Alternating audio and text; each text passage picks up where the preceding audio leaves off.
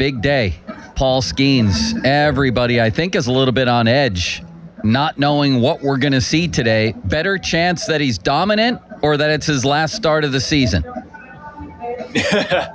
I guess I'll go with the better chance that it's dominant, Joe, but I know where you're going with that. I don't think it's wrong. I mean, if he pitches poorly and they lose, I mean, how do you not start thinking about his health and long term and how far away a wild card spot would be? I mean, it's entered my brain, but I also know Skenes pretty well, and I don't think he's having a great time with this. It wouldn't surprise me if he came out here and dominated. I don't think we're going to suddenly see 100 on the radar gun, but I think he's still capable of pitching very well too.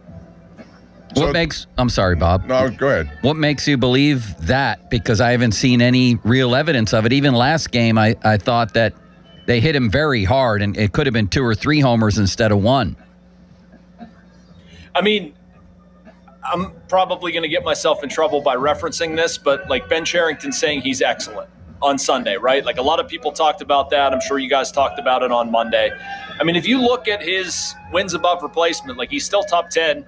He still has a very good strikeout rate, very good walk rate. I don't believe that he's had an excellent season, like by his standards. I don't agree with that, but I mean, he's not had a terrible season. Like at times it has been good.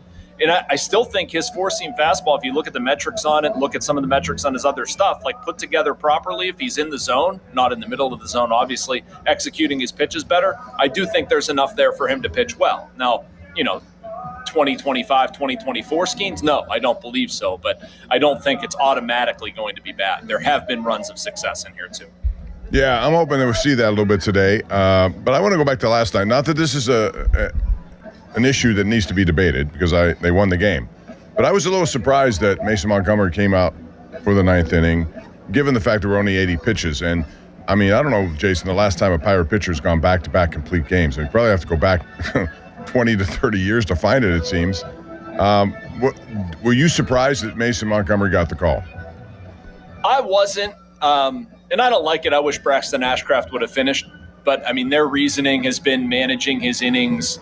And given where he's at, where he was expected to be, I mean, he wasn't expected to throw anywhere near this many innings, Bob. And if, for some reason they're able to get hot and actually compete down the stretch, they're obviously going to need Braxton Ashcraft. I realize that one inning isn't going to change all of that, but they've been looking for ways to curtail his innings. And I guess last night was the reason. Excuse me again. I don't love it. I wish he would have just let him finish it. I believe it was Mark Redmond in 2005. I want to say we got some notes on that. Wow. The last with consecutive 9-inning complete games was Jason Schmidt in 97. But they've just been so careful and so worried about his innings that I guess it didn't shock me knowing that. Jason, how about Connor Griffin? When are we going to see him? September 4th, Joe. I believe that. He talked about it with us yesterday. He just left. We saw him head out the door to Florida this morning. He's going to be able to ramp up his rehab, do a lot more, start a hitting progression. I've watched him every day, running, throwing, doing everything he can in the outfield. He's kept the intensity up. He just can't catch the ball. I mean, obviously that's a relatively minor thing. Getting his swing back is going to be interesting. But I think he's eligible to come off the IL on September 4th. I've seen nothing or heard nothing to indicate that, it would be anything other than that. We played a little hypothetical earlier in this show, Jason, about if the Pirates had been totally healthy all throughout the season, and no team is. I mean, guys like Churio was out for a long time. There are guys all over the league, so you have to deal with it as part of reality. But hypothetically, if they had all those guys available, where do you think they'd be right now versus where they are now?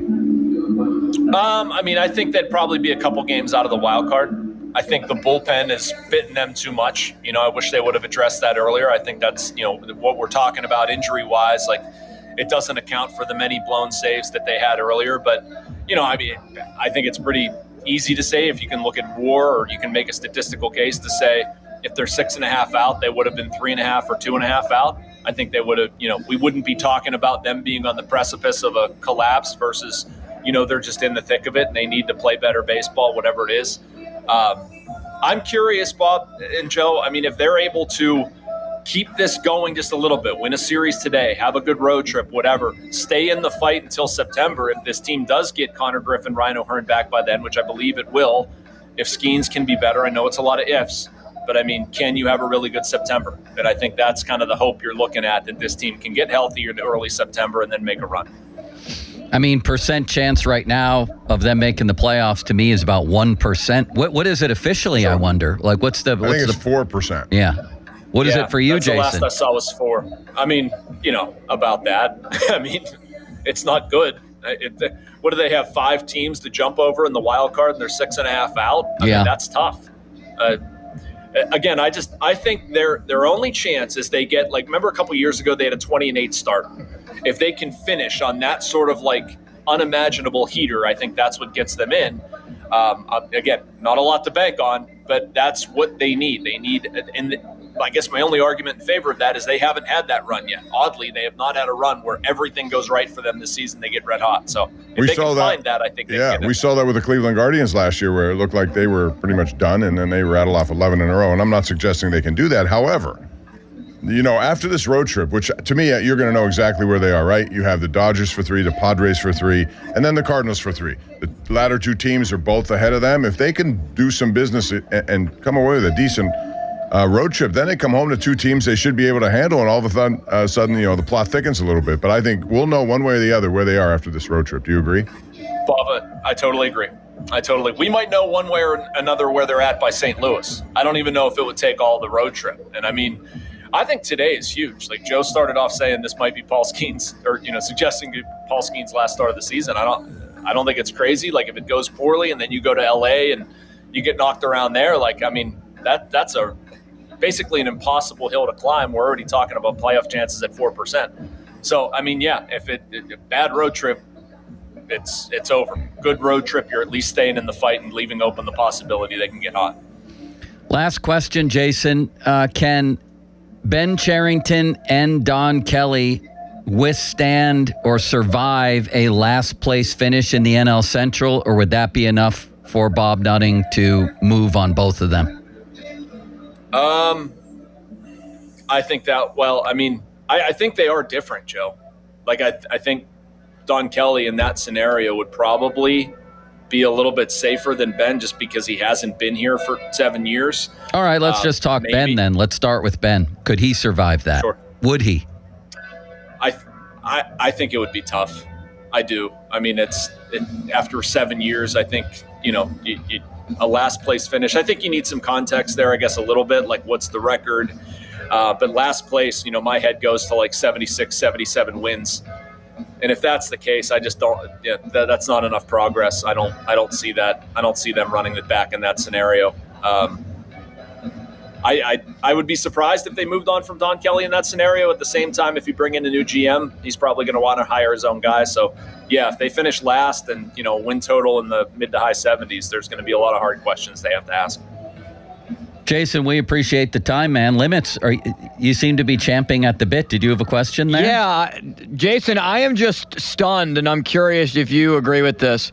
With the usage, or really the lack thereof, of Luke Weaver since they acquired him. I feel like he's in witness protection and has only been seen twice since they traded for him.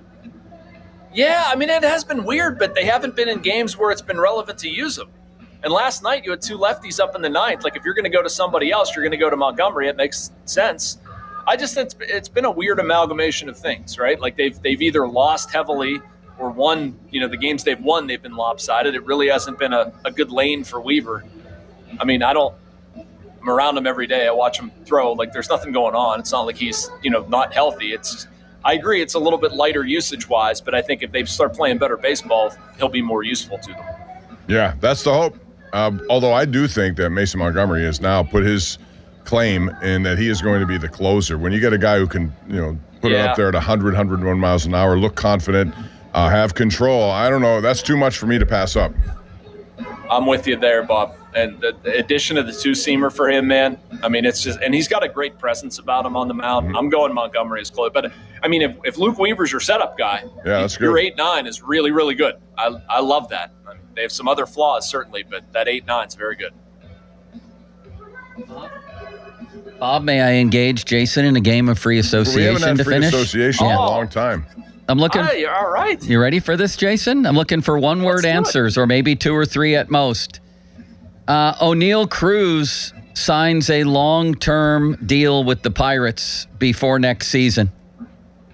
No. If there is a next season. Will there be a next season? No. Whole year? Wow. Holy ostrich follicles. All right. Well, that throws things off a little bit. Will O'Neill Cruz, how many more years will O'Neill Cruz play for the Pirates? I guess 1, right? They have 2 remaining years of club control. I don't see him signing an extension, and you're not going to let him go for nothing. Yeah, I mean, that's the harsh reality of it, right? All right. I mean, maybe 1.5 most. How many more years will Paul Skenes play for the Pirates? I'm going to go with 2. I believe he has 3 years of club control left after this one, right? And like Cruz, sorry, I'm beyond one word. But no, I don't believe he's going to sign an extension. So you trade him before to get something back for him, and it's probably after 2 years. Can I insert something there before you go to the next question, Please, Counselor? Bob. And that would be this. Does this year at all affect his arbitration situation, and what do you think that number would be? Oh, boy. It will affect his arbitration situation, sure. I mean, if he had another Cy Young level year, you're looking at a Skubal-esque award. I mean, obviously, they're at different stages of their career. It's based on service time. Paul would come in below that, et cetera. But, yeah, it's probably taken a hit. 10 to 15 range, somewhere in there. Yeah, I agree.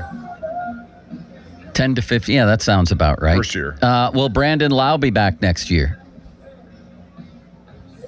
No. Pains me to say it. I want them to extend them, but I don't think they will. This is getting more depressing by the second. Will Ben Cherington be back next year? Can I go TBA on that one? I genuinely don't know, Joe. I mean, I really think it's over the final month, like which way this goes. All right. Well, you basically said if they play well over the final month. If they go in the tank, yeah, I don't think he's back. If they play better baseball and finish at 500 but don't make the playoffs, I think he is back.